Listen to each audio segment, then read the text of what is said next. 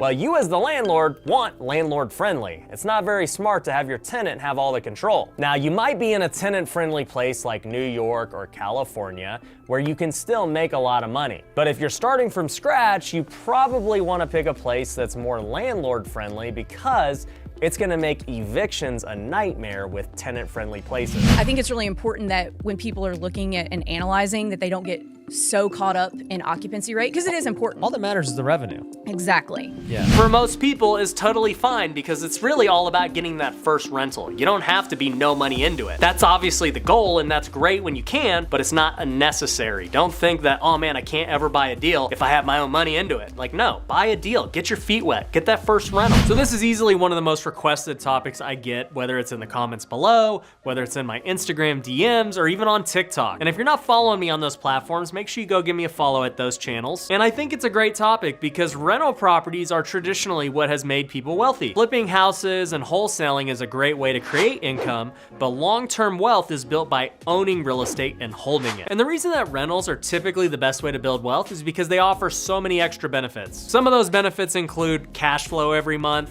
The tenant is paying down your principal balance by paying rent. In the long run, you'll get appreciation every year, and there's a ton of tax benefits to owning rental properties. And for me, the tax benefits are something that I really value. They help me offset all my income from flipping houses and wholesaling. And if you want me to make a video on the tax benefits, make sure you comment below that you want me to make that video so I know there's enough demand. That's the only reason I'm making this video, because people said they wanted to see it. So if you're watching this video, you probably already know that rental properties are great. I don't need to talk about all the benefits again. But how do you actually go about buying a rental property, especially if it's your first one ever? I'm gonna give you the top 3 ways that you can do it, and you're gonna figure out what's best for your situation. So let's jump into strategy number 1. And that strategy is the traditional 20% down mortgage. Now I'm gonna tell you, this is my least favorite strategy of the bunch. In fact, I don't like this strategy at all. And the only reason I'm including it is because it is the most common strategy that people use. Many loan programs require 20% down if you're buying an investment property. And that makes sense. They're a little bit riskier, so they want more skin in the game. And many investors like putting 20% down because it increases their cash flow. The more money you put down, the lower your payment's gonna be.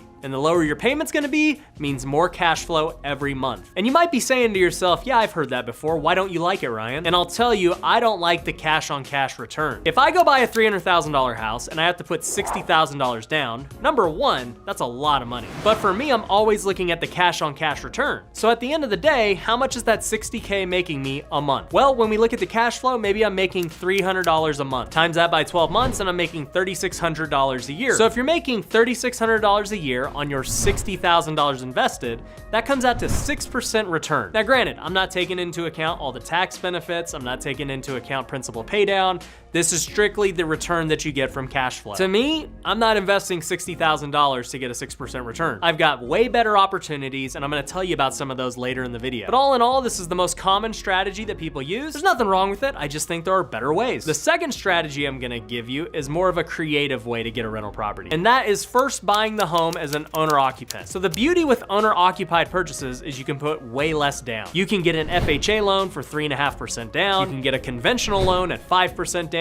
So on that same $300,000 house, you might only be putting about $11,000 down. It's much more appealing to me to only put $11,000 down versus $60,000. Now, with the FHA loan and with a primary residence, you actually have to live there. So you cannot go rent this out right away. But it's not like you have to live there forever. A year from now, if you want to go buy another primary residence and go rent out this one that you already bought, you can definitely do that. And I know there's going to be a bunch of people in the comments who are saying, no, you cannot buy a primary residence with the intent to rent it. And they're right. You have to buy it with the intent to live in it as a primary residence. But things change in life. You have a kid. You get married, you get a new job that pays you more. There's nothing to stop you from buying a new house a year from now. I get people who ask me all the time, what's the minimum time frame? How long do I have to live in it as a primary residence? And I can't answer that for you guys. At the end of the day, if there was ever an issue with your lender, you would have to prove intent. Did you intend to live in it when you purchased it? And the answer is yes. And I'm assuming that you actually moved into it and lived in it. But if you go get a job that moves you out of state 2 months after buying it, Do you think there's anything to stop you from renting it? No, your situation changed. You can definitely go rent it. So if anything ever did happen, you'd have to prove why you did what you did. And in the case I just gave you with the job change, that's easy to prove. And personally, I've never heard of anyone ever being interrogated on whether they're actually living there or not. So is there a minimum? I've heard anywhere from 6 to 12 months. I have nothing to back that up. It's just something I've heard, so do not take my word for it. It's really up to you and what you want to do. But the long story short is you can definitely buy a primary residence, put less down, and make it a rental later on. You just cannot make it a rental the second you buy it. That's pretty much what you need to realize. And that leads me to the third way, and this is my personal favorite way, and I've talked about it before, so you guys probably are very familiar with it, and that is through the BRRRR method. And for those of you who don't know, BRRRR stands for buy, renovate, rent, refinance, and repeat. Now, for the BRRRR method to work, you have to buy a discounted property. With the other two methods I talked about, you can buy them at market value. Obviously, I don't ever believe at buying in market value. I believe in always getting a good deal. But if you wanted to buy those at market value, you could. The BRRRR method is great because you're buying a discounted property and then you're going to get all of your money back. So let me explain. So here's the formula that you're typically looking at with BRRRR. You wanna buy anywhere from 70 to 80% of ARV minus repair cost. So if you don't know what I'm talking about, ARV is the after repair value. How much is it gonna be worth once you fix it up and do all the renovations? You wanna get 70 to 80% of that value and then minus the repair cost. And the reason I say 70 to 80% is because some lenders will lend up to 80% of the loan. Others require 70 to 75%. It's really gonna depend on your lender. Obviously, if you can get a property at 70%, that's better because you're getting a better deal, but those deals are harder to find. So if you find something at 80% of ARV minus repairs,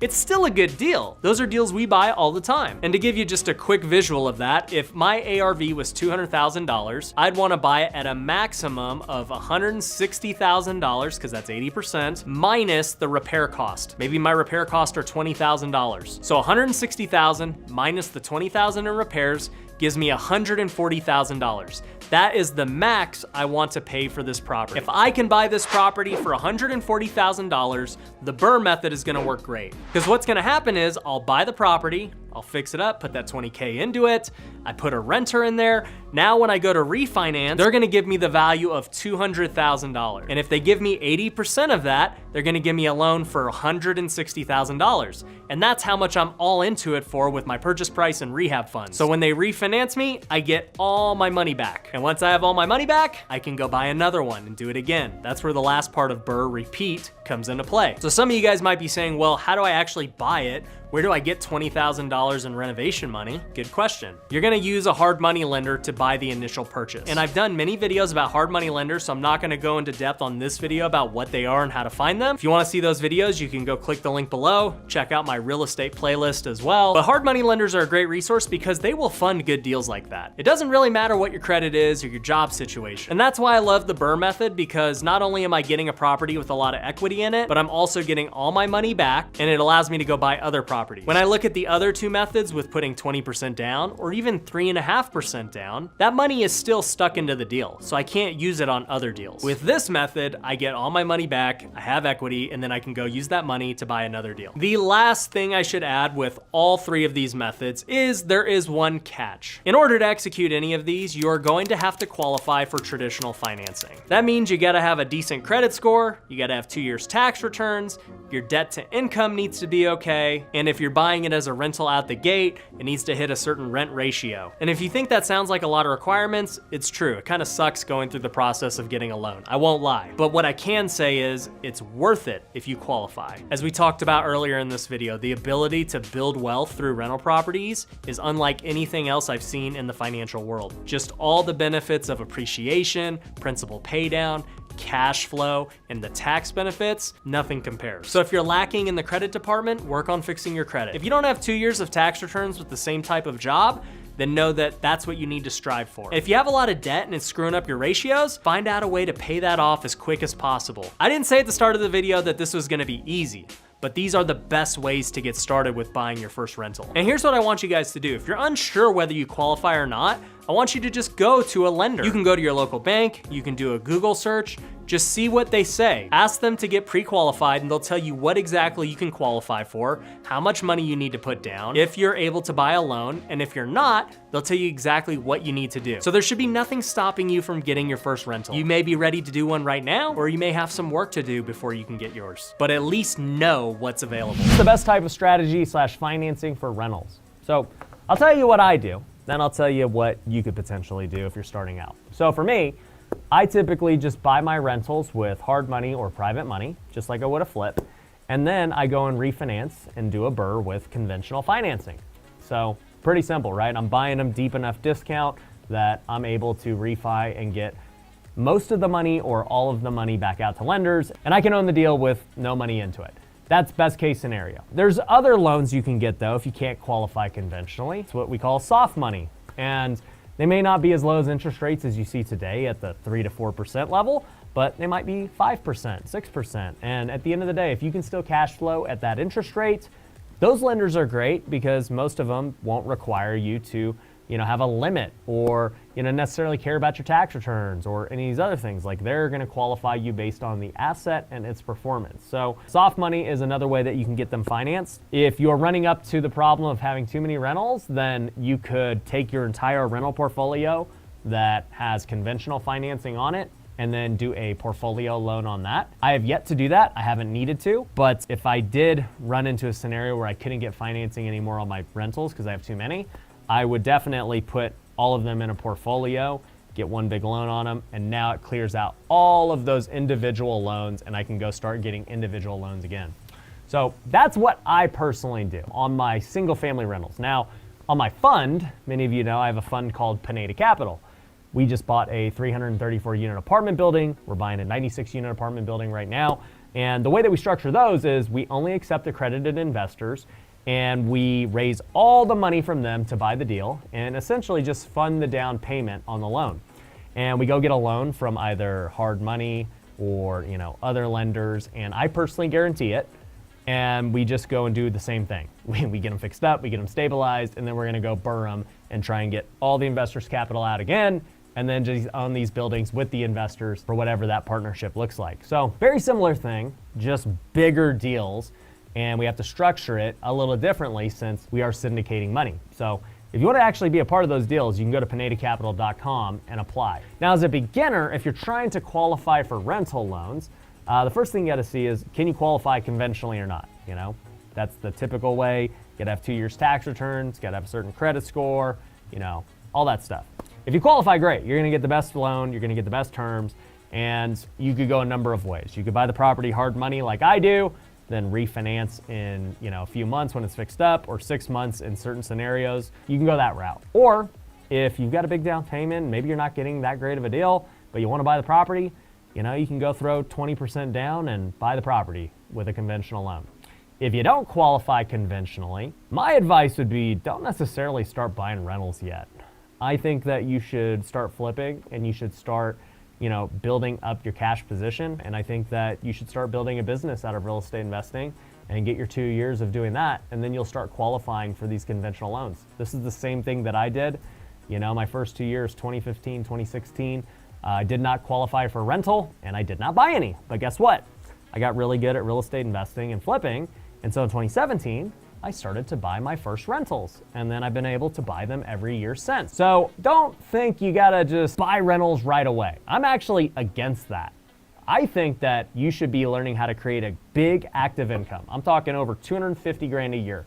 If you can't figure that out, I'd worry about buying rentals way down the road, and I'd worry about that first, because that's gonna help you grow wealthy way quicker than trying to figure out how to nickel and dime a rental today. That advice applies to any entrepreneur or investor listening to this.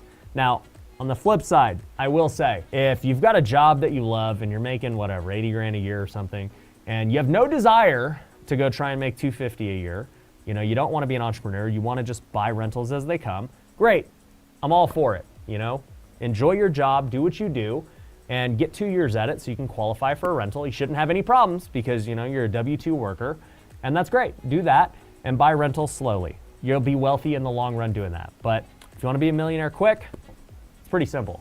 Figure out how to make $250K at least a year, and then start buying rentals after that. You're doing something that I have not heard of anyone really doing, of opening up brokerages specifically for short-term rentals and educating clients on how to buy this specifically. I think that is such a smart niche that just no agents or brokerages are doing.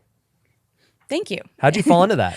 It was a little bit by accident. Like, I think how the same way we ended up in real estate investing. I don't think anybody says, I want to be a real estate investor when I grow up. It just kind of the way things progress. So when we got our first few short-term rentals and I just quit my corporate job and was full-time as an agent, it just kind of started organically. Like, friends were saying, you're making how much on that cabin? Teach me how to do that. And then it became friends of friends. And then it became true clients that, we didn't have a prior relationship with. And then it just kind of grew from there. Right. Yeah, I think just with short-term rentals as a whole, obviously they're the hot thing. Yeah.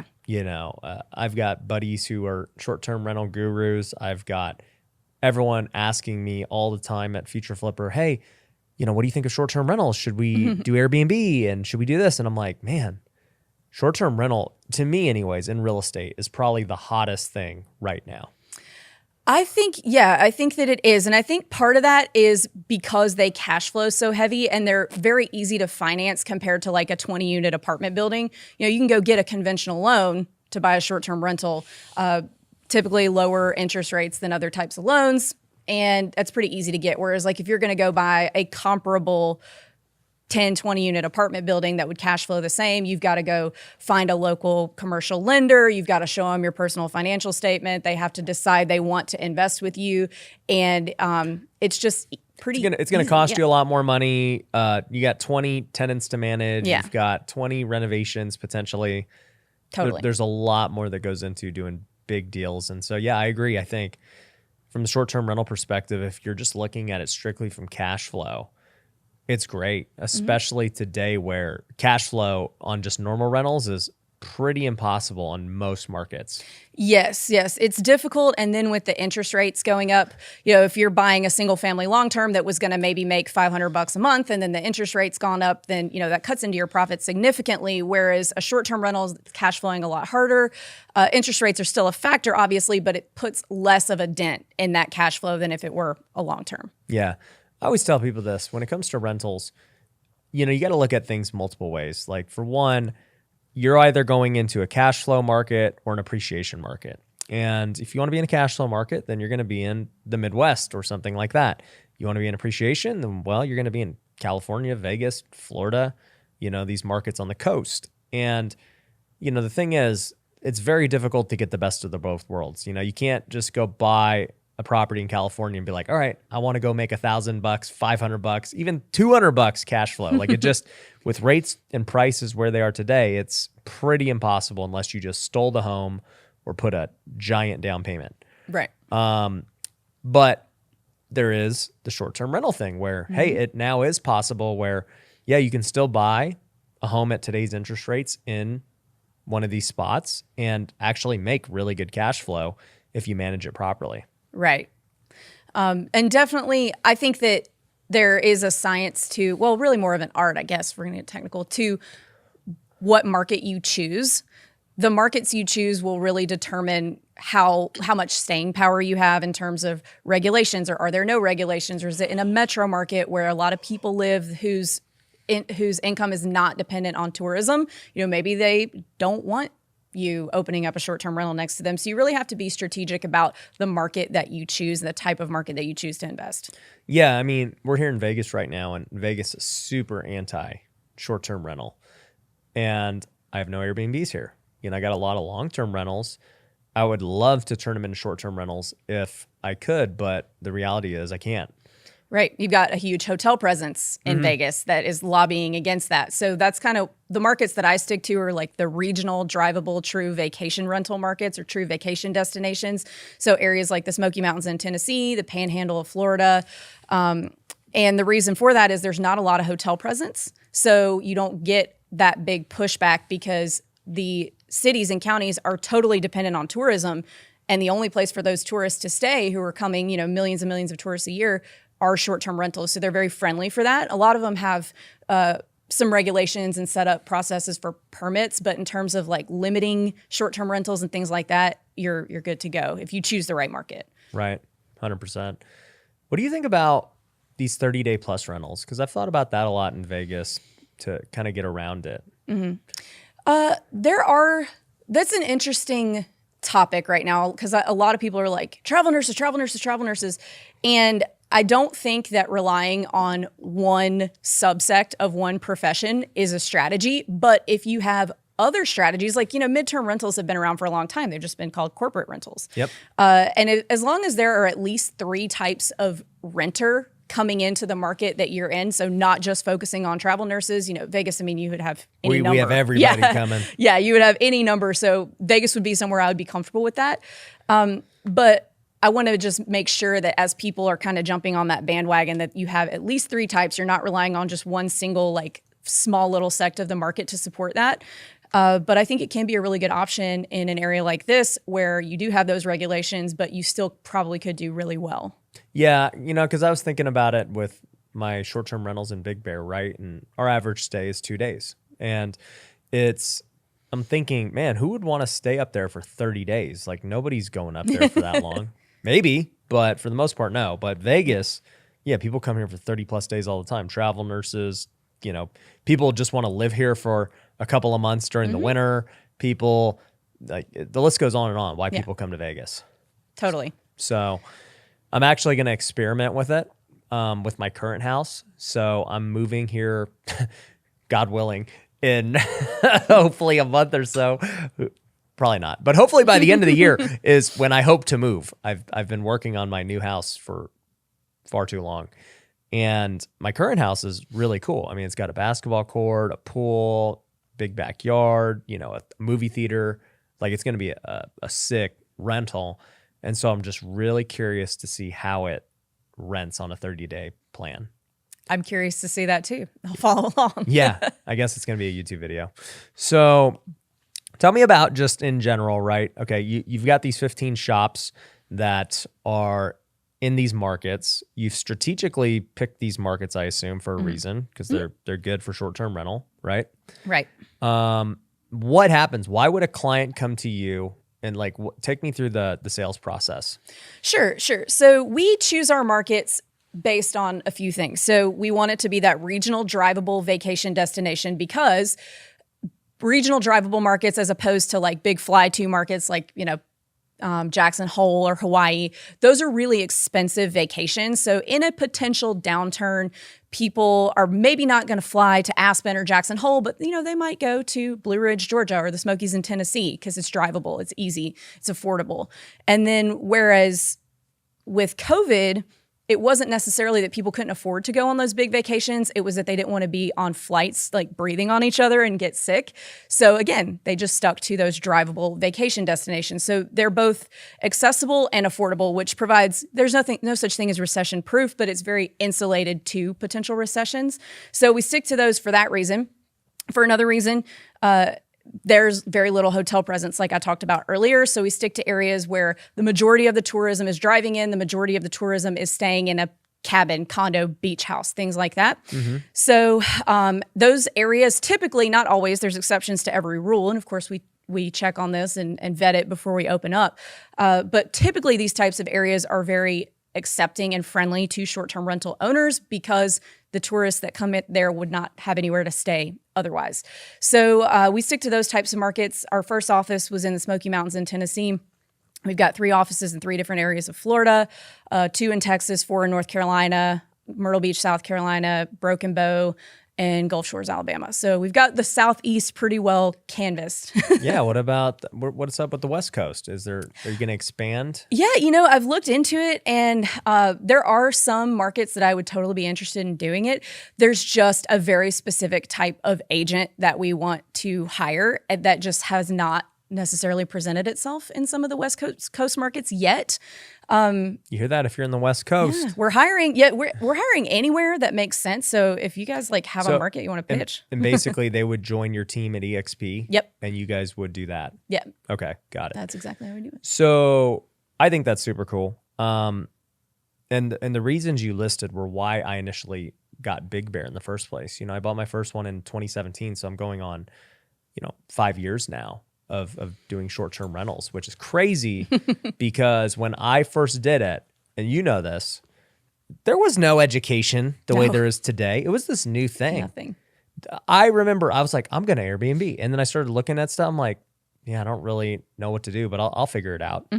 And, you figure it out and you're like, it's really not that hard. Right. And it's been really cool just to like see people catch on to it. And then now, kind of like Uber and Lyft, people are now having to adjust and cities are having to adjust because you're like, yeah, I would rather go rent a whole house for the same price of a hotel room. Yep. Right? Now, as far as my Airbnb portfolio goes, we have 8 rentals in Big Bear, California. I then have about 20 long-term rental units as well. So the question is, why don't I rent all of them long-term or rent them all short-term? What are the pros and cons? How do you decide which way to go? That's what we're gonna talk about today. So let's go over the pros and cons of going long-term rental versus short-term rental. We'll start with the pros of each. On the pros for the long-term side, you have less management, no furnishings, and more predictable income. You have less management because you have one tenant who pays once a month. They're probably on a year lease. There's not a ton to do with them. Hopefully, if you screen your tenants right, that should be the case. The second thing is you're not worrying about furnishing the property. Typically, long-term rentals are gonna be completely vacant. The tenant has to go put all their stuff in. The only thing you normally would provide are appliances. And then lastly, the income is very predictable. The monthly rent is whatever you guys said it is. It doesn't fluctuate. The only way it fluctuates is if they don't pay. But other than that, your rent is gonna be the same every month. That makes it very easy for you to budget and to know when to expect your check, as long as you have a good tenant. I gotta just make that completely clear. So those are the good things about going long term. So let's talk about the good things of going short term. When I talk about short term rentals, you guys can choose to rent it however you want. It can be on Airbnb, could be on HomeAway, could be on VRBO. The thing I have found with putting it on those sites is that each market has a different site that's the main one for that market. In Big Bear, I'm only on Airbnb. I tried putting it on the other websites, but it didn't really matter. I was still getting fully booked on Airbnb. So I just stopped doing it because it was more of a headache to try and maintain all those sites. That wasn't really a pro, but it was just a little quick tip for you guys. And if you guys like quick tips, do me a big favor and hit the like button as well. Some of the pros of Airbnb or short-term rental are, number one, typically there's a higher income. Number two, you have the ability to use it. And number three, you have a diversified risk. So as far as higher income goes, it is almost certain that you will make more money on Airbnb. For example, on my Big Bear properties, if I were to rent them short term, I'd only be able to make about $1,500 on average. But because I put them on Airbnb, I can make $5,000 on average. That is a huge gap. Now, there are other costs that come with that. Now, it's not like I'm making $3,500 extra. I have to pay the cleaners, the property managers, Airbnb, state taxes. There are other costs that go into it. But even once you factor in those costs, typically you're gonna make a lot more on Airbnb. But that is assuming you're picking the right market. If you're picking a bad market for Airbnb, you might not. The second part of that is being able to use it. So all of my Airbnbs in Big Bear, I have the ability to go book it myself as if I was a tenant. If nobody else is using it, I can go up there and use it and get joy out of it. That's a big perk, especially if your Airbnbs are in another city that you really enjoy visiting. That's actually how we got started on Airbnbs in Big Bear because I just wanted a second home there. It's not like I planned to build this portfolio. I was just buying a home that my wife and I could go visit. It'd be our second home, little vacation home. It'd be cool. And then I saw the returns and it ended up becoming a business. I can't help but make a business out of something that provides great return. But regardless of that, we have the ability to use any of our cabins anytime we want. The last part of Airbnb that is a very good pro is the diversified risk. So what I mean by that is you're having different tenants every single month. So when you have different tenants every month, you're not worrying about whether this guy loses his job or not. You're not worried about evictions. They're only staying there short term and you're having multiple people every single month. We've never had to kick anyone out of an Airbnb. We've never had to go try and get our money. It instantly goes to you from Airbnb after they stay. Now granted, they can file complaints or cancel the reservation or things like that. No business is perfect, but as a whole, I think it's a little less risky because you're not dependent on one tenant making that one payment every month. So let's talk about the cons of each of them. The cons are essentially inversed from the pros of what the other one had. So the cons of long-term rentals would be evictions, not being able to use it, less revenue. Like we talked about with long-term rentals, if your tenant stops paying, you're kind of screwed. You got to go through the eviction process, you're not making money for months until you evict them, and then you better hope that they don't damage it and you got to do all this stuff to fix it up. The eviction process with long-term rentals sucks. The second thing is less revenue. As we talked about before, Airbnb should make more on average than a long-term rental. Third thing is no use. If I go rent out all my Airbnbs in Big Bear long-term, I can't go use them. Somebody lives there full time. I can't just be like, hey, I need you to get out of here so I can go stay in my Big Bear cabin. Thanks, see you later. No, it does not work like that. So think about that with your long-term rentals. The majority of my long-term rentals are in Las Vegas. And I'm okay with that because I ain't trying to go stay in another house in Las Vegas. I got my own house that's better than those houses. But I would have a problem if my Big Bear ones were long-term rentals and I couldn't go to Big Bear and use them. All right, let's go over the cons of Airbnb now. With Airbnb, you have significantly more management, you've got to furnish it, and you've got more laws and regulations. So with managing, your Airbnb is essentially a hotel. You get bookings every single day that you gotta deal with. Your guests have questions and needs that you gotta deal with. You gotta get the cleaners in there after they stay. You are running a legit hotel when you enter into Airbnb. Second thing is furnishing it. I will be completely honest with you guys. I hate furnishing the cabin. That is my number one thing I dislike about the Airbnb model virtually. We have to buy all the furniture in Vegas, get a U-Haul, take it up to Big Bear, furnish the place. It typically takes a whole weekend. It's very exhausting.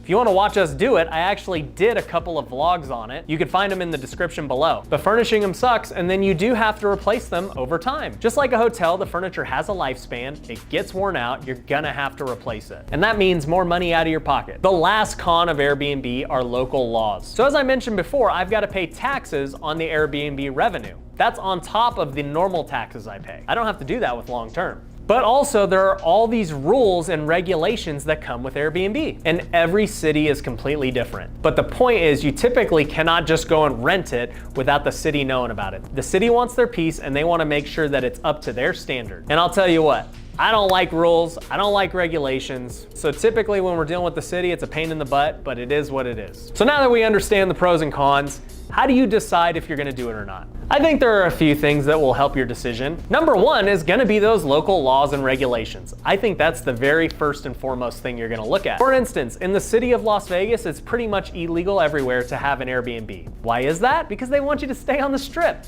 It ain't rocket science. If you're staying off the strip, you're not gambling and spending money. They want you right there so they can get your money. Airbnb does not help the strip's cause. So I already know if I have a house I'm thinking about doing it, I can't even do it. It's illegal. And if I do it, it's just a matter of time before it gets caught and I get fined and I get shut down. I know many people that have done it. It's just not worth the headache.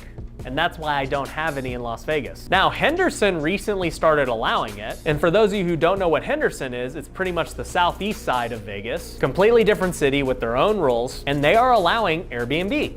And I know that there are people getting good returns from what I've heard. I haven't looked too deep into it. I might do it one day. But as of right now, I'm not too worried about it. I've got my thing in Big Bear. That's what I'm focused on. So the local laws and regulations are gonna play a huge role on whether you can go Airbnb or long term. The second thing is the ROI. I mentioned before that you've got to make sure the ROI is good enough to do it. If you have a difference like I have in Big Bear where you're talking 1,500 versus 5,000, yeah, the ROI is gonna be there. But if you're talking about 1,500 versus 2,500 or 3,000, I would personally say it's probably not worth it. You should either choose a different market or go long term. The only way I would take that deal is if I just really wanted to vacation there and I was totally fine dealing with the headache and essentially making the same, but now being able to use it. That's the only way it really makes sense. Which brings me to the third point of, do you actually want to use it? I personally love using mine in Big Bear. If I was gonna go pick a new market to do Airbnb in, I'd have to pick somewhere that has a good ROI, friendly state and local laws, and it's somewhere I like to visit. If it has those three things, then we're good to go. Personally, I have not done it yet because I know how difficult it is to do just one market. It takes the same amount of work to have 8 of them than it does for me to go have one in a completely new market. Because now I need to go build my team. I gotta go get a cleaner, gotta go get a handyman, contractors, I gotta go learn the market. There's a lot of headache with going into a new market. So I would say if you wanna do this, pick the market you most want to be in and scale that market. I used to have this dream of possibly owning a vacation home in everywhere I wanted to visit. Go own one in Big Bear, own one in Tahoe, own one in Hawaii. But when I realized how hard it was to build it out in one city, I had no desire to open up multiple cities. I'll just go visit those places when I want to go on vacation. I don't need to own real estate there. It's not worth it. So I would be looking at Airbnb more on the investment side than the fulfillment side for the most part, because it does take work. You are running a business like we talked about. You're running a hotel, and having one hotel in all these different locations is difficult. You're dealing with multiple employees, multiple people, and it's just usually not worth the headache. You're better off just visiting and enjoying the city without owning real estate. So the first time that I ever really understood cash flow was when I read Rich Dad, Poor Dad. That was back in around 2014. I remember I was substitute teaching and I had read that book for the very first time. I hadn't started couch flipping yet. I also hadn't started flipping houses yet. And just the idea of cash flow made perfect sense. If you can create more passive income than your expenses, you're theoretically financially free. You shouldn't have to ever work a day in your life. And I think a lot of people who read Rich Dad, Poor Dad come to that conclusion. They say, you know what? I need to become financially free. I need to get rental properties so that I can have enough cash flow to support my lifestyle. And so a lot of people kind of figure out that financial freedom number. Some of them might be $5,000, $6,000, whatever it is. And their goal is to just acquire as many rentals as possible, as fast as possible, so they can be financially free. Now, when I got into house flipping in 2015, I honestly had no ambition to buy a rental property. For me, it was far better to flip every single property and build up cash because I didn't have any cash. If I were to take, say, $20,000 and put in a rental property, that's not good for me because now that $20,000 is stuck, and I'm pretty much gonna have to figure out how to make another $20,000 doing something else. And so I realized early on that I would much rather flip the houses, make the 20 grand, plus get my initial investment back, and just keep compounding that money over and over again. And that's exactly what I did.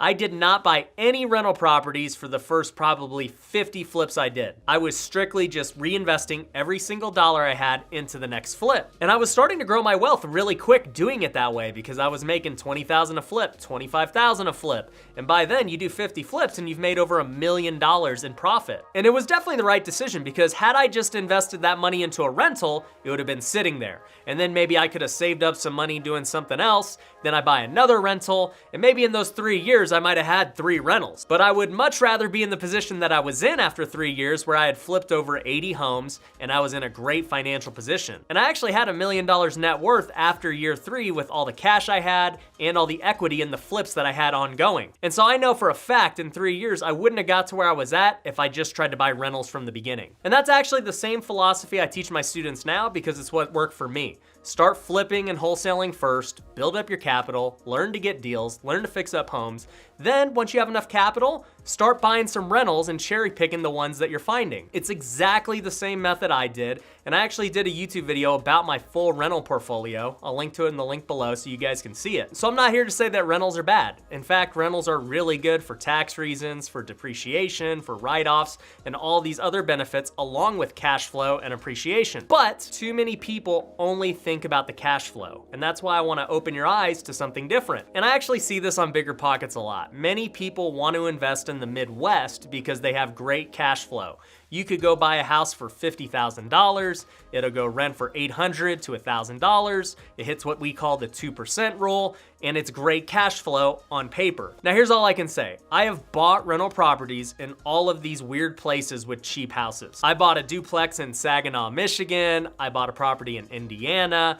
The best deal I bought was a $12,000 triplex in Pennsylvania. I put $12,000 into it, so I was into it for $24,000 total, and it rented for $1,200. And a lot of you watching this are like, wow, that's the best deal ever. Did you keep it? And the answer is no. I've sold every single cheap rental that I've owned in these random places. And I held those rentals for years, but after just experiencing it and seeing what the real cash flow was and what the headaches were, I just decided it wasn't worth it anymore, and I sold them all. And the funny thing was, selling them a couple years later in a market that was appreciating and really hot, guess what? I ended up getting the same amount that I bought them for. I thought I was getting these crazy deals, and I ended up selling them for pretty much the same exact price that I was into them for. And so that brings me to why I don't like these cheap markets. For number one, a lot of the tenants you're dealing with in these cheap homes naturally are more of a headache. And this is not to start a debate about rich versus poor or anything like that. It just is what it is when you're dealing with those types of properties. We had significantly less people paying rent. They did not upkeep the property as well,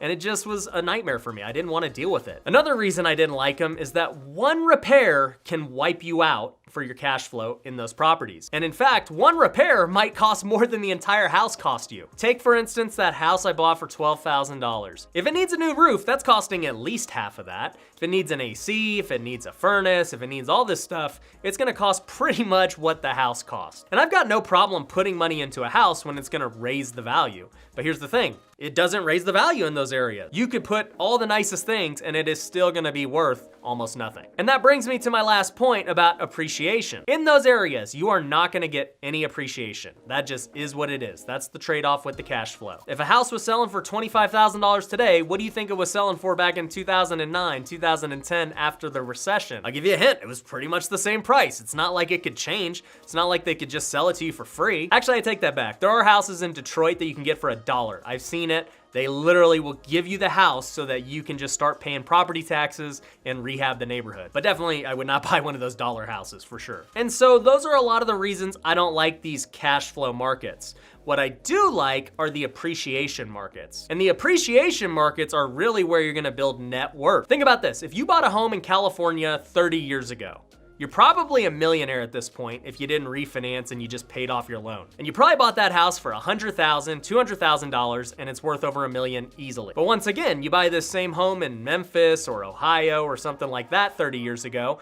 Okay, you bought it for $10,000 and today it's worth $40,000. So for me, if I'm gonna accumulate a lot of rental properties, I'm in it for the long haul. I don't wanna sell these things. So I want something that's gonna make me super rich down the road. But on top of that, a lot of these properties that we're buying now for rentals are making me richer today as well. They're increasing my net worth by a lot more. A typical property I buy is 80% of market value. So if I got a property that's worth $300,000, I'm probably into it for $240,000.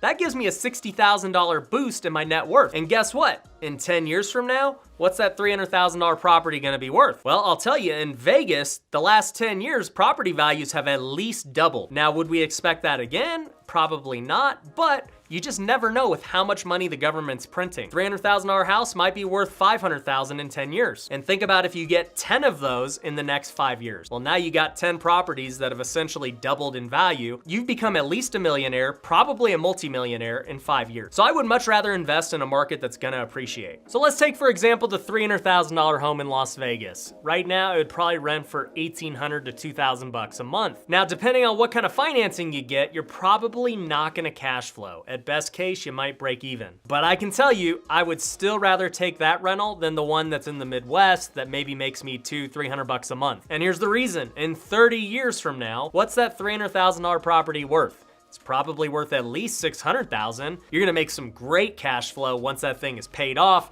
and then it's renting for $4,000, $5,000 a month. On the other hand, what's that $50,000 property worth? At best case scenario, maybe $100,000 in 30 years. Maybe the rent went up to $1,500, I don't know. But my philosophy is this: while I am young and I am making great active income, I don't need to get the cash flow.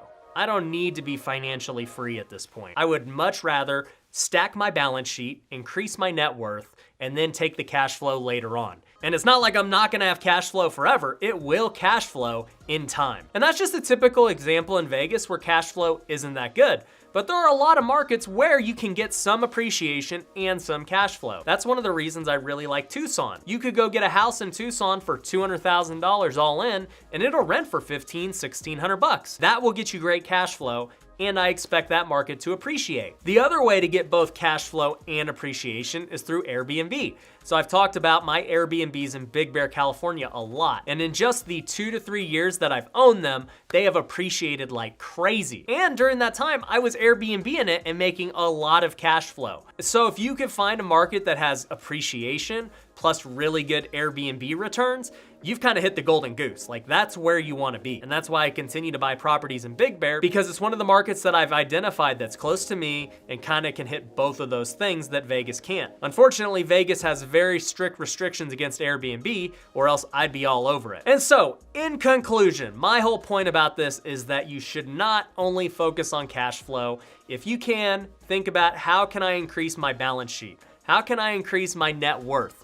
Those things, to me anyways, are much more important. It's not like I want to retire today anyway. I want to work. I want to make money while I'm young. It's easier to make money for me now while I'm strong, I'm healthy, versus when I'm old and I can't really do it anymore. And maybe I'll be making a lot more money when I'm old, who knows? But for most people, the majority of your income is going to be coming when you're younger. And the other thing I failed to mention is that you get so many more tax benefits with expensive property. You're going to get more interest deductions, you're going to get more depreciation. And so even though you might not be cash flowing in real life where you're actually making money, you're going to end up making money from tax savings. And essentially, what's the difference, right? If I save $300 a month in taxes from owning this rental, that's no different than having cash flow of $300 on a different property. It's kind of crazy, but in business, people don't realize that saving $300 is the same as making $300. The net is the same to your bottom line. So you got to look at both sides of it. And for me, when I look at both sides, it makes much more sense to go for appreciation in my situation. Now look, if you live in the Midwest and you want to buy these properties, I don't have a problem with it.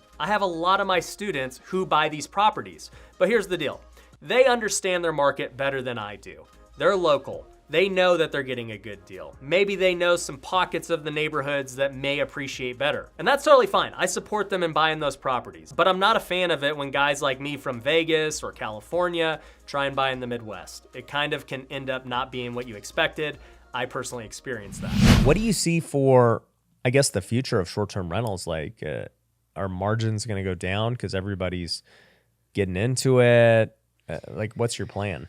So that is why actually, let me back up.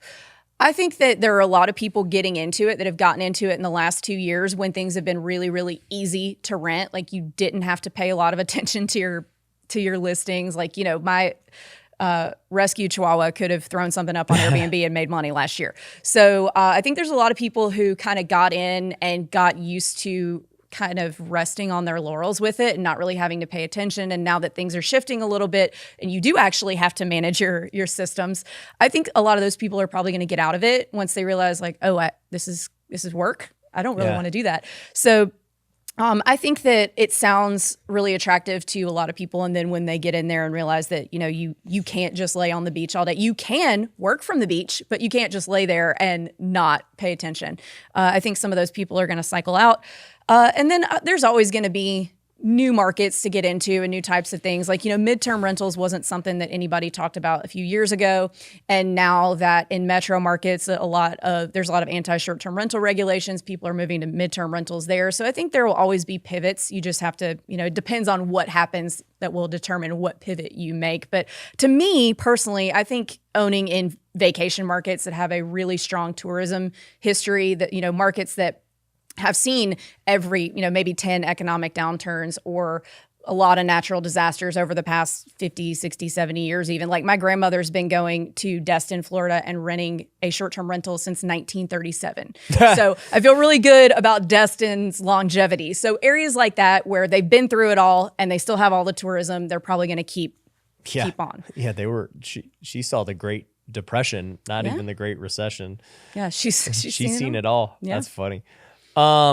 So with rentals in general, this is just let me backtrack a little bit with recessions and all that. That was actually one of the reasons why I liked Big Bear. One of my private investors actually brought that up to me. He goes, "Hey, I actually think what you're doing, Big Bear, is really smart because in hard times, people don't go to Disneyland and Hawaii and like, you know, these expensive places. They go to nature and things that are very cheap. And you can go out to these places, go camping, go hiking, go do whatever, cost you nothing. Go to the lake."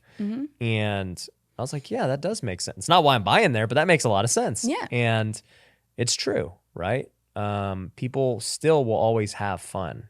Yes. And I think in 2008, I can't remember where I saw this, so I'm not going to quote it, but in 2008, people still went on vacations, just not as expensive, and they still went and drank in bars. So my husband owned a bar in New York City back then, and everybody's like, you're going to go broke, you're going to go broke. And he came up with this concept he called a Happy Meal, and it was a $7 Budweiser and a shot of Jameson.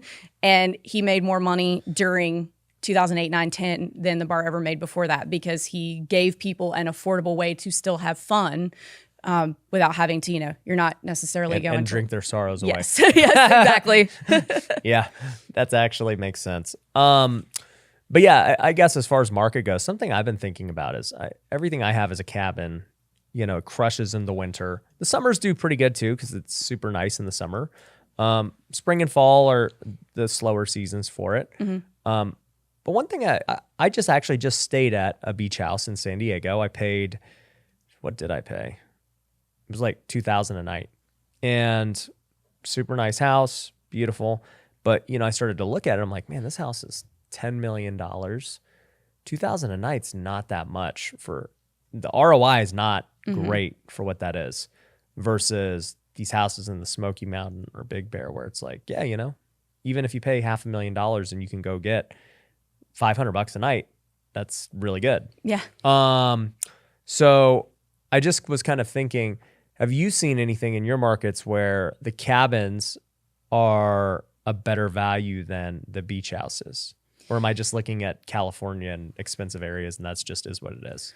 That's a really good question. That might be market specific, but I can compare a few of my properties. So I have a 4-bedroom cabin in the Smoky Mountains. I also have a 4-bedroom beach house 3 blocks off the beach in Destin, Florida. Bought those in the same year, paid roughly the same amount for each. And the occupancy rate on the Smokies cabin is 80%. The occupancy rate on the Destin house is 67%. So if you're only looking at occupancy rate, you're like, oh man, cabin all day long. But over the past 3 years, that beach house has consistently done about $60,000 more than the cabin. Just because each year. Wow. Yeah. And so I think it's really important that when people are looking at and analyzing that they don't get so caught up in occupancy rate because it is important. All that matters is the revenue. Exactly. Yeah. But so it just kind of depends on the market. But as I see a lot of investors say, oh, I really want to buy in X market, but I heard it's seasonal, so I'm not even going to look. But that's just a limiting belief. Yeah. Yeah. I know that in Big Bear that I'm going to make at least half my revenue in 3 months. That just is what it is. Yeah. It's crazy. People will rent a 2-bedroom cabin for over $1,000 a night during Christmas. Yep. And New Year's. And I'm like, this week it made $7,000. That's crazy. Yep. It's a 2-bedroom cabin. Yeah. But people pay it. They've paid it for years. Yeah. So yeah, no, that's super cool. So walk me through somebody who they're like, Avery, I love what you're saying. I'm ready to roll. I don't know freaking what market I should buy in. I don't know anything, but I just want a vacation rental, something that I can make some money on, be a good long-term investment, something I can go stay at with my family. I think that is the appeal of this investment because it's not like a normal long-term rental where, yeah, I'm going to buy it and I get no other value outside of it, right? It's just an investment. Whereas I actually can make this like a place my family gets to go to every summer or whatever, right? What's step one for these people? Oh yeah, we kind of started that and then got sidetracked. So I do a weekly consultation that's open to anybody at strquestions.com, or there's a link on our website to come to it. And it's for just that. So if you're like, okay, I think I want to buy in one of these markets, I don't know what, we go over the pros and cons of all the different markets that the short-term shop operates in. We'll talk about budget because that will be a big determining factor as Destin or the Smokies are a lot more expensive than like the Forgotten Coast or the North Carolina side of the Smokies. So we'll determine that and go over the pros and cons of each, what might be important to you, and we'll help you figure it out and then get you set up with one of our agents in that market. And then as you go through the process, you will start to get access to all of our support communities and our training and education on how to manage it. So basically, we do that all while you're under contract. So by the time you close with us, you already know what you're doing. You're ready to hit the ground running. Rental properties have changed dramatically from when I got started as a realtor in 2010, mainly because prices have skyrocketed and interest rates are at all-time lows. But on top of that, new platforms like Airbnb have emerged, creating new ways to create cash flow. So in this video, I'm gonna talk about everything you need to know to buy your first rental property right now. I'm gonna go over the step-by-step process of how to do it, as well as some things to watch out for in this new economy. If you're new to my channel, my name's Ryan Pineda. I'm a real estate investor here in Las Vegas,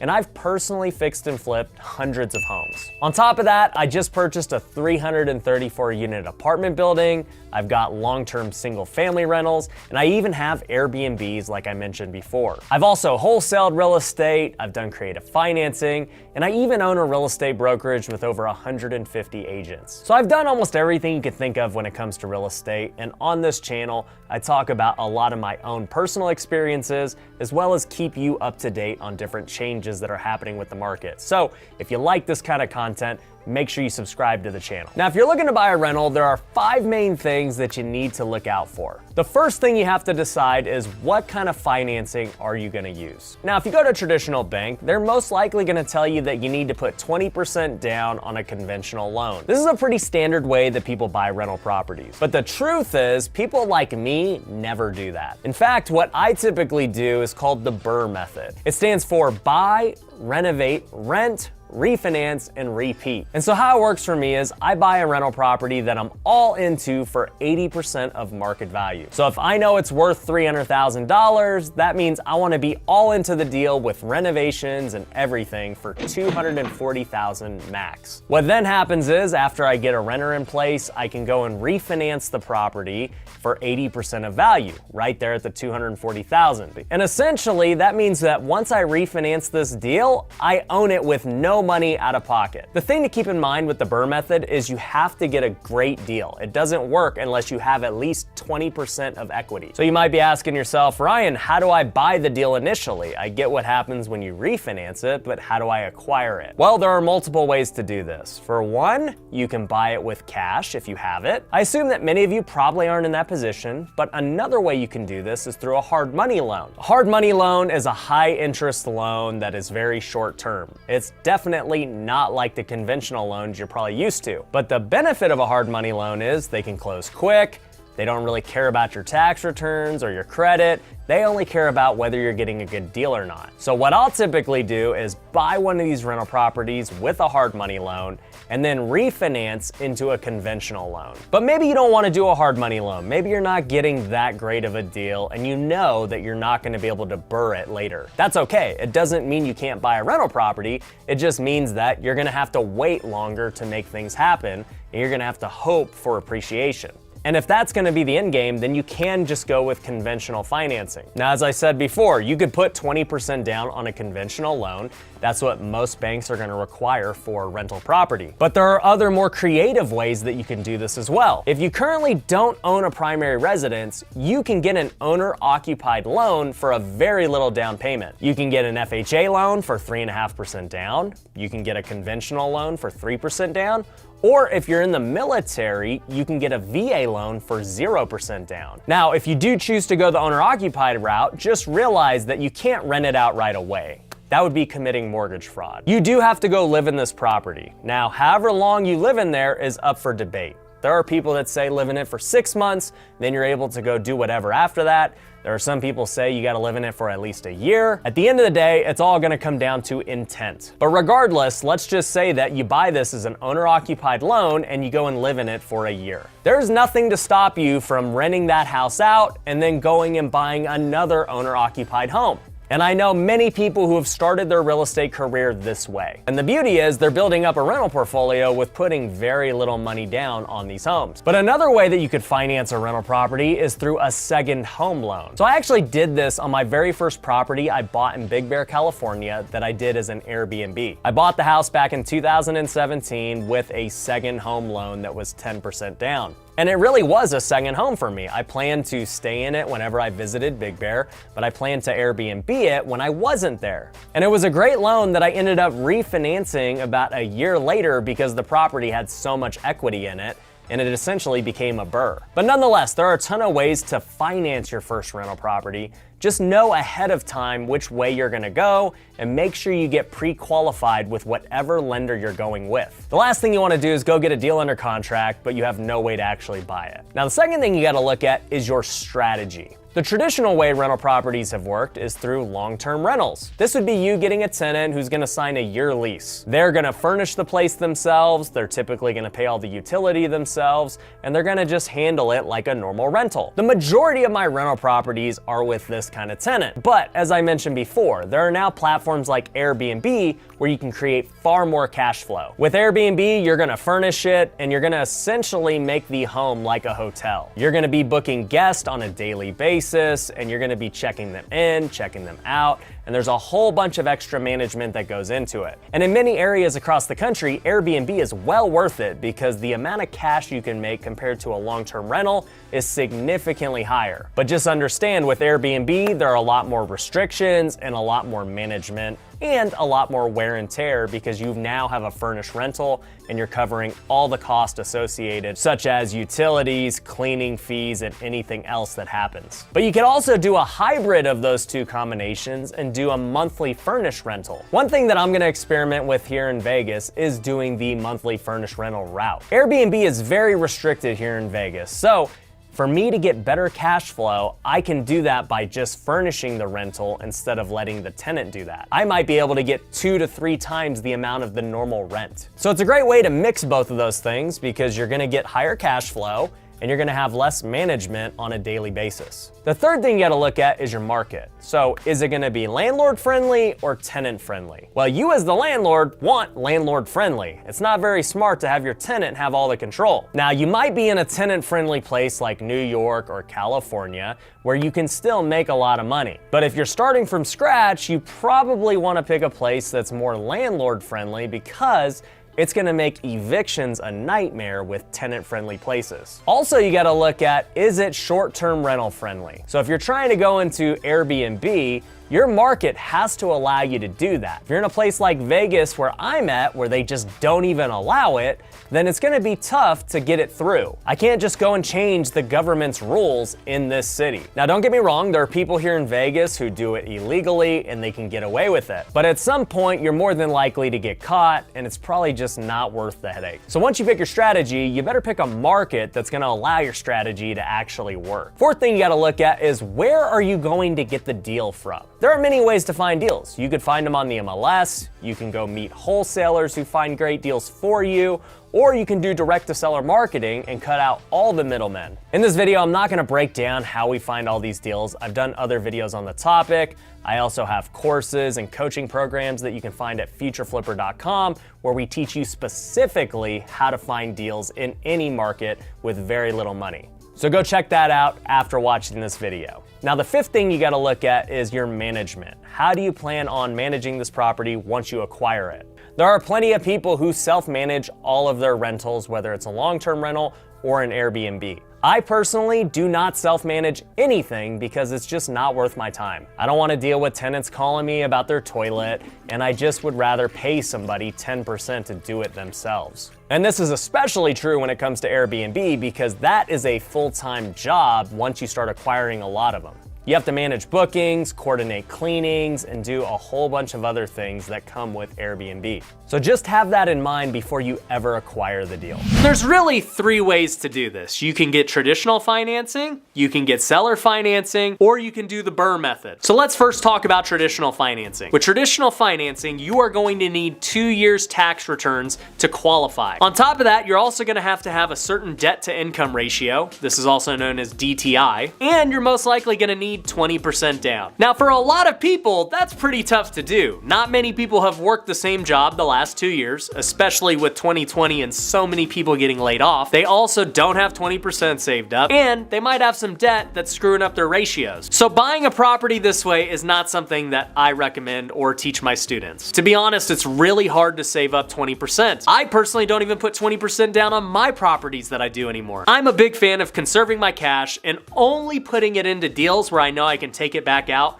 very quickly. And an example of that would be a house flip. I know I can put up money for a house flip, go flip it in 4 or 5 months and get it back. But with the 20% down traditional financing on a rental, that money's staying inside that property and you're not getting it out. So I'm not a big fan of traditional financing that way. But there is one way to get really creative with getting your first rental, and it involves you actually living in the property. So you could go buy a home owner occupied with as little as 3% down. They do conventional loans at 3%. You could get an FHA loan at 3.5%. I'm a big fan of this type of loan, and this is how I bought my first properties. Now you might be saying, well, if I'm gonna live in it, how is this going to be a rental? Well, there are a couple ways to do that. Number one, you could buy a multifamily property and rent out the other units. FHA will allow you to buy up to a 4-plex with your loan. So you could go live in one of the units and rent out the other 3 and start creating some cash flow and some rentals. You could even do it with a duplex where you live in one half, you rent out the other half. And the idea is that hopefully these other people are paying enough in rent that they are gonna pay off your mortgage for you, and you essentially can live for free. But let's say you don't wanna do that. Let's say you just wanna buy a single family home. You could still buy a single family home and live in it for a little bit and then rent it out later. Now look, this is a very gray area type deal. There is nothing in place that says you have to live in it for a certain amount of time before you can rent it out. I've heard lenders say that 6 months is the minimum. I've heard people say you gotta live in it for a year. But at the end of the day, it's always gonna be based on intent. And so if you intend to live in the property and your circumstance changes, there's nothing to stop you from renting it. Let's say you buy a property this month and then next month you get a new job in another city. You're not gonna go live in this house. No, you're gonna go rent it out and go find a new house. Totally fine. Let's say you live in it for a year and you just get tired of it. You wanna go get a new house. You could totally do that. So if you're gonna do the owner-occupied route for a single family home, just realize you need to actually live in it before you go off and rent it. So that's a method that I actually approve of because it allows you to get into real estate with very little down. Many people could save up 3%, 3.5%, and the debt to income requirements are far less on owner-occupied. Everything is much easier when it's owner-occupied. So the second way to buy a rental is through seller financing.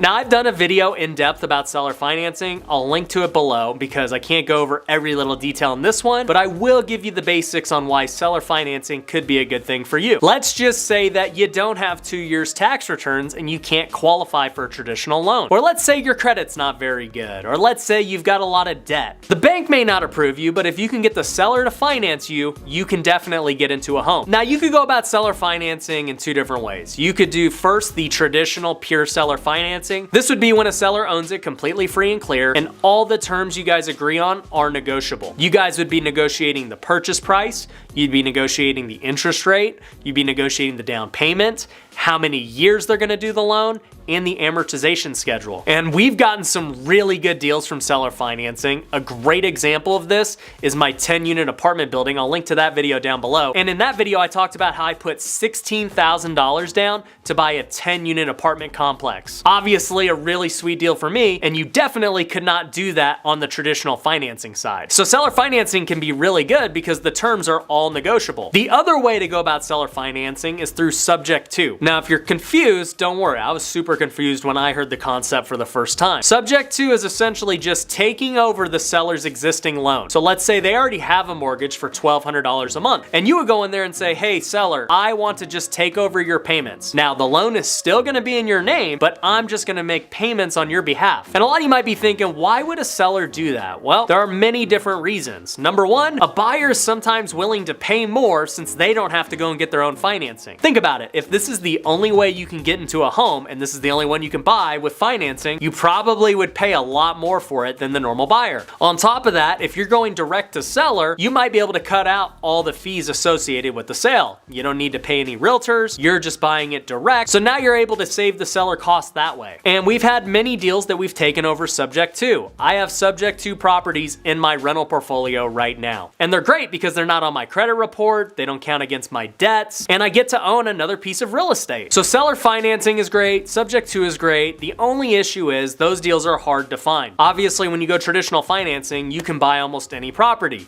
Finding a seller that's willing to do what we just talked about is not so easy. The likely case is you're gonna have to do direct to seller marketing in order to find these people. And I'll just mention, if you're interested in getting off-market deals and you're interested in doing seller financing, I cover this in my online course. So I'll definitely link to that below. We go over all the aspects of finding great deals, both off-market and on market. We also go over how to find more money to buy these deals, how to renovate them, everything associated with flipping properties, but you can apply that to rentals. You see, rentals and flipping are almost the same thing. You gotta find a good deal, you gotta get it fixed up, but instead of selling it with the flip, you just keep it and rent it out. So a slight change at the very end. So definitely check out the course because it will help you do all of those things. And all of that leads me to the last way of buying your very first rental in 2021, and that is through the BRRRR method. Now, I've also done videos on the BRRRR strategy. It is one of the best strategies for building wealth in real estate. And so for those of you who don't know what it is to buy, renovate, rent, refinance, and repeat over and over again. And the key is this: you need to be all into a property at 80% of its value. That means between purchase price and renovation cost, all in at 80%. Quick example would be buying a property for $120,000. You put $40,000 into it, so you're all in at $160,000. I need that property to be worth at least $200,000 for it to work with this BRRRR method. And the reason it works is because the bank will refinance you up to 80%. And so the idea is this: you're gonna initially buy the property and put some money into it. How you get the money is totally up to you. You can borrow it from a private lender. You can get a hard money loan. There's a lot of different things that you can do to finance the property with no money out of your pocket. But once you get this property, you're gonna fix it up, get it rented out, do all that stuff, and now you're gonna go and refinance it. And when you go to refinance it, they're gonna give you the new value of $200,000, and they're gonna give you 80% of that. So 80%, like we said, is $160,000. Now remember, we're into it for $160,000 total. So that means we are now into it for no money because they're gonna give us a full loan for that amount. And that's why the BRRRR method is so powerful. This is exactly what I use on most of my rental properties that I currently own. The only reason I wouldn't use the BRRRR method is because I bought it with seller financing or subject to financing. Everything else gets BRRRR'd in my portfolio. Now with the BRRRR method, you are going to need to have those 2 years of work history. You need to have decent credit. You don't need to have great credit, you just need decent credit. And you're also gonna have to find a really good deal at 20% below market value. Now that's gonna be your hardest part of this, but let me just say, you don't have to get that good of a deal. Let's just say you're all into it for 90% of value. You could still do the BRRRR method, but you're gonna just have money in the deal, which for most people is totally fine because it's really all about getting that first rental. You don't have to be no money into it. That's obviously the goal, and that's great when you can, but it's not a necessary. Don't think that, oh man, I can't ever buy a deal if I have my own money into it. Like, no, buy a deal, get your feet wet, get that first rental. And lastly, what I'll say is obviously I'm not a big fan of putting the 20% down and just letting it sit there. I don't like having cash just sit into a deal, and I don't like just getting a normal deal. Like, I want to get something that's under market value, and I want to be able to BRRRR out of it and get all my money back so that I can go and buy another property and do the exact same thing. But like I said, the key is you got to find really good deals. And we talk about that in my course. We also talk about it in my book. We've talked about it on multiple YouTube videos. So even if you don't get the course, you're going to have a lot of great resources out there for you. But in conclusion, I just would love to see you buy your very first rental or start building your rental portfolio even bigger. I do believe building your rental portfolio is one of the biggest wealth generators ever. It's probably the biggest way people have built wealth in the United States. So just figure out what plan you want to go with and make it happen. And what kind of loans are they getting for these? Most people, so I would recommend, they actually just raised the conventional loan limit to a purchase price of, I believe, about $845,000. That's up from the mid 700s. So I would recommend, if you're new, maxing out your conventional loans first, because you can get a conventional, a lot of people don't realize this, you can get a conventional investment loan for 15% down on a single family. Got it. Up to 845. So I always tell people to max those out first. They're always going to have the lowest interest rate. It's typically going to be the easiest type of loan to find. But if people have a situation with, like, maybe they've got the cash, but their DTI is off, then I'd recommend a DSCR loan. Yep. And there are a few lenders out there that offer DSCR loans specific to short-term rentals. My company, The Mortgage Shop, is one of them. But there are a few others out there. So that would be my second recommendation. And for those of you who don't know what a DSCR loan is, it works similarly to a commercial loan, but basically they're approving you based on what the property will make rather than your own personal debt to income ratio. Mm-hmm. Yeah. So you're saying that your company, the mortgage shop, or not the mortgage shop, you got me thinking about mortgages now. No, yeah, I do have the mortgage shop also. Short-term shop, I real estate was right. sales. Yeah, mortgage shop is our mortgage arm. Okay, so I didn't misspeak. Okay, no, cool. No, keeping it on brand. All right, you guys can handle the loans for your clients too. That's amazing. And they can do a 15% down conventional. I remember my first one, I did a 10% down second home conventional. So that was my first one. And then, yeah, since then I've gotten a ton of DSCR loans. For those who are wondering what that stands for, it's debt service coverage ratio. And so essentially basically how it works is they take your mortgage payment. A lot of them are interest only as well. They'll take your mortgage payment, let's call it, $2,000, and they're going to look at, hey, does this meet our ratio? And it could be like 1-to-1, right? So it's like it's got to rent for at least $2,000. And in my case, most of my stuff is long term, so that's what they're ballparking it against. But you're saying a lot of these DSCR loans you're using will go against short-term rental too. Yes, and you have to clarify with whatever mortgage broker you're using or mortgage company or whatever, make sure that you clarify that up front if they're using short-term rental income or long-term rental income, because you don't want to get 3 weeks into a deal, getting ready to close, and then all of a sudden they're like, oh, this isn't going to work. You're denied because they're using long-term. So make sure that you check that out up front. Yeah, 100%, because obviously short-term is going to be a lot higher. Are STRs saturated? So STR stands for short-term rentals, or in the mainstream, we're talking Airbnbs. Are they saturated? It depends on the market. I know there are some markets where there's a lot coming into play, and so rents are going down. And then I know some markets where, they're being really restrictive, and so there's not that many of them available, and rents are going up. Big Bear is one of those markets. I have 8 Airbnbs in there, and the rents have been going up, mainly because they're becoming really restrictive, and there's just not that many houses out there. So in all things, it just really depends on your market. But what I would say is if you're really interested in Airbnb and you're really interested in buying short-term rentals, just go pick a market where you're able to grow. I would not pick a restrictive market, because even if rents are going up and you can only buy one of them, or the city's going to be a pain to deal with, I would not want that. I'd rather be in a market where they have freedom, to do what you want and buy as many as you want, and something that you can actually build a portfolio there. Because last thing you want to do is just own one STR in some random place and then another STR in another random place.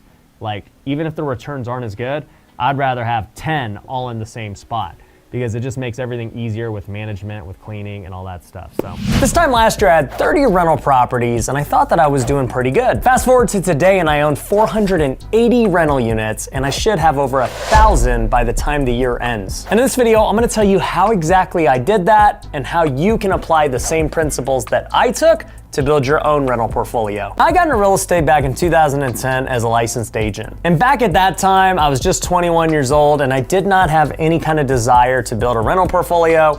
I was just trying to do some deals and make some money. Eventually, I got burnt out doing that because I wasn't very successful and the market was pretty tough to deal with back then.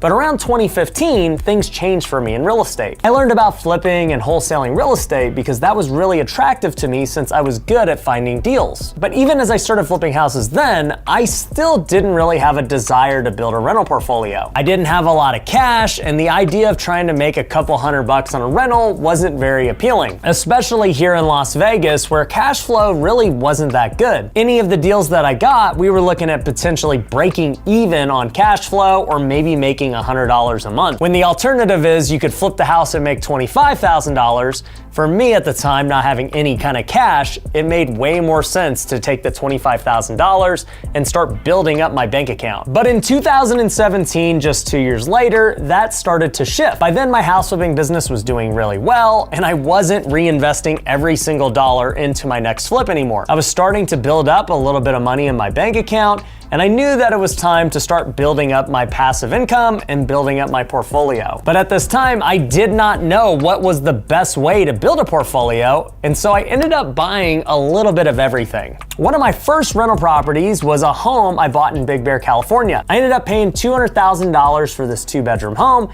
and I thought it was a pretty good deal. A comparable property in Lake Tahoe was selling for $500,000, and I felt like Big Bear was kind of undervalued, and it would be a cool place to visit from Las Vegas since it's only about a 3.5-hour drive. Well, about 4.5 years later, I still own that same home and it's worth well over $500,000. And along with that, we decided to Airbnb it when I wasn't using it, and we've made a ton of money in cash flow over the years. And because that property was so successful, I ended up buying 7 more Airbnbs in Big Bear that we continue to operate to this day, and they've made me hundreds of thousands in cash flow. But more importantly, they've appreciated over $2 million worth. Just by buying those rentals in the last few years, I've become a multi-millionaire on those alone. Now, obviously, that was a best case scenario for me when I bought that house in 2017. I didn't realize it would do what it did. Other than this market looks pretty undervalued and it would be a cool place to visit as a second home. But that same approach ended up failing me on other properties I was buying during that time. Back then, I used to go on all of these Facebook wholesaling groups and look for deals. People were always posting these $10,000 or $20,000 houses, and they looked really attractive. In my mind, I said, if I buy a house for $20,000 and it rents for $800, how can I possibly lose? And so I ended up buying a bunch of different properties in all of these random places. I owned a duplex in Buffalo, New York, a duplex in Saginaw, Michigan. I bought a nice brick house somewhere in Arkansas. I had a property I bought for $7,000 in Indiana. And I bought a 2,500 square foot triplex in Pennsylvania for $12,000. Now you might be thinking, Ryan, those all sound like really good deals. What could have possibly went wrong? What they don't tell you is when you buy these really cheap properties, one major expense destroys your entire cash flow. For instance, on some of these, the repairs will cost more than what you paid for the actual house. Whether those were repairs that you have to make before it's lease ready, or maybe the repairs that you have to make during the lease. I remember one of the properties, the piping froze and then it ended up bursting, and the repair cost us more than the actual property cost us. You deal with more problem tenants because these are lower income housing. And then we dealt with just miscellaneous stuff like cutting the grass every week. I didn't know in Michigan you had to cut the grass so much, but it was costing me like $200 a month and killing the cash flow. And honestly, to this day, I still don't even know if that grass really needed to be cut or if it was getting cut or if I was just some naive out-of-state investor that they knew would pay it. And so I ended up selling all of them for either a break even or a loss. I think maybe one of them actually made money. But I can tell you they were a lot more headache than they were worth because I was buying them in all these random places. So I had to get a property manager in each place. I had to get a handyman in each place. And it was 5 times the work for no reward. So that lesson taught me that if I'm gonna build a rental portfolio, I want to build them in the same market. This is why I started to buy more in Big Bear, because I knew that I already had a team built out there and I really liked the market. Eventually, I started buying rental properties in Las Vegas as well. I bought some single families here and there, and then I ended up buying a 10-unit apartment for $300,000. And I just sold that same apartment almost 3 years later for $1.2 million.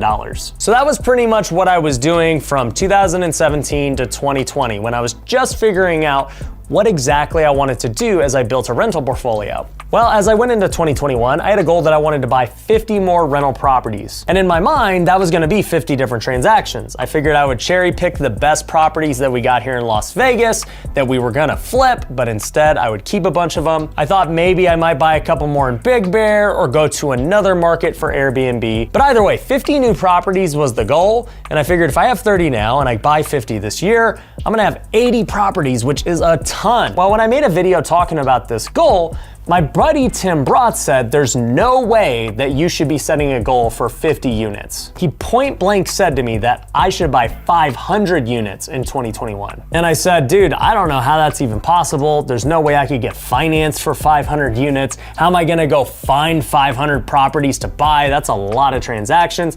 And he said, dude, you're gonna start a fund and you're gonna buy big apartments like me. For those of you who don't know, Tim has 5,000 rental units. We actually interviewed him on my podcast where he talks about it.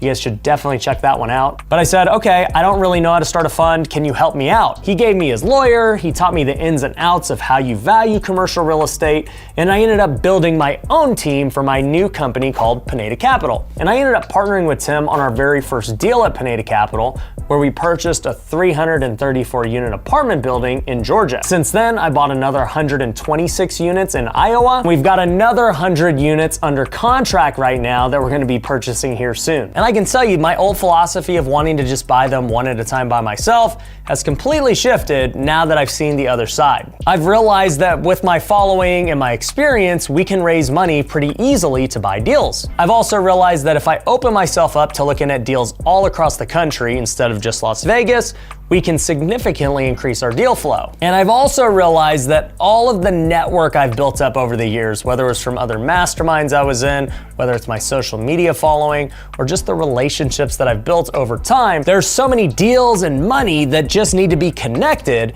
and I can be the person to do that. And this is why I'm so excited about the fund model and why I'm going to be focused on that for buying all of my rental properties going forward. And the way that I'm gonna get to over 1,000 units is by working with people just like you. If you have deals, but you're looking for the money to fund that deal, or you're looking for someone to sign off on the loan, then I can help you. If you're an accredited investor and you have money, but you don't have any deal flow, or you don't wanna manage anything, being the glue that can combine the deals and the money together is going to allow me to buy a lot of properties, but it's going to also create so much equity for our investors and those who could not have did the deal before. So if you fit in either of those categories, go to PinedaCapital.com, apply for a call with our team, and I would love to be able to work with you. But maybe you're watching this and you still wanna go one at a time like I was a few years ago. I think that's totally fine, especially as you're starting out in real estate and you're trying to build a portfolio. But I would encourage you to start looking at different syndication opportunities, whether you are being the operator of one or you're passively investing in one. It just makes it so much easier to grow your portfolio doing it this way than it does on your own. I'd rather own 25% of a 100-unit building than I would owning 25 separate doors. Doing one deal with 100 units is far easier than finding 25 other deals. And on top of that, I only have so much money of my own. So when I'm able to bring other people in on my deals and I don't have to bring in my own capital, I'm essentially getting a deal that I could not have done otherwise. And so it brings that much more value for our investors and for myself. And the same thing applies to you if you're a real estate investor. You are always gonna be capped out by your own money and your own capabilities. So the sooner you start incorporating others into your investing strategy some way is the faster that you're gonna end up growing. And honestly, one of my favorite ways to work with people is through my coaching program. At Future Flipper, one of my students' name is Christian Bergman. Him and I actually played against each other in college and in the minor leagues. He ended up getting to the big leagues with the Mariners and the Rockies. But since retiring from baseball, he's gotten into real estate investing, and that's why he joined Future Flipper. But instead of focusing on flips, he went straight into multifamily and started to syndicate deals. He now owns over 100 units, and he ended up bringing a deal to me recently, which we're going to purchase together. He's got a 44-unit apartment building in Phoenix, Arizona. I ended up walking it with him, and it looks really good. So because we're in the same network with the same type of goals, we're now able to make money together, and I now have a new opportunity for our investors. It's a complete win-win all the way around. So if you do plan to try and network for deals and raise money and JV together, definitely get in a coaching program where people are doing that. What are you seeing in your markets? Like, what do you think are like the top 3 ROI wise? Because I've seen prices explode in Big Bear, where the 2-bedroom cabin I used to buy for $200,000 is now $500,000 plus. And yeah, it does get a little more in rent, but not that much more compared to what it was getting before. Mm-hmm. So in terms of like what we're looking for when we're investing, or what's about, okay. So it just kind of depends. So things have gotten a little tighter in the past couple years. So the good news for people who are like maybe thinking about getting into short-term rentals today is it's the best time to buy in the past 2 years. Like you're coming in at a really good time. Excuse me, because last year it was just so competitive. You had to offer $100,000 over asking on everything, like just to be considered. So now you can actually like negotiate. Yeah. So you can actually be a real estate investor and negotiate and look at different deals, and you don't have to just slam offers in the day something hits the market. So right. I would say there's definitely a lot more opportunity now, and we look for a minimum of a 20% cash on cash return. But what I've seen lately is people getting a little mixed up and trying to mix like more than one metric into a deal. So for example, if you want a high cash on cash return, you put the least amount down. But if you just want a really high cash flow monthly, then you put more down. So you can't have a high cash on cash return and the highest possible cash flow. So you just kind of have to, it depends on what your goals are. So for me now, personally, I'm not looking at cash on cash return that much anymore.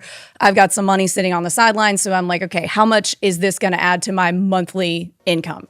does this make sense? Yes. So I'll move forward. But for clients, I would say, a minimum 20% cash on cash is what you're looking at. Yes, thanks for making it to the end. The good news is I've got another one that I know you're gonna like, and all you gotta do is click it right here. Linking it right here. All you gotta do is just click it, and you're gonna see this new episode that you're gonna love. Well, there's 2 slingshot moments in every day. There's the morning and the night. So the first thing you do in the morning and the last thing you do at night. Those are slingshots. One slingshots you into the day, one slingshots you into your dreams. And so both of those moments matter. And so if you'll protect them and if you're deliberate about them, you can really set yourself up. I've never thought about the slingshot moment after, before sleep. Like, to me, it makes sense, right? Do something in the morning and it's going to impact you. Like,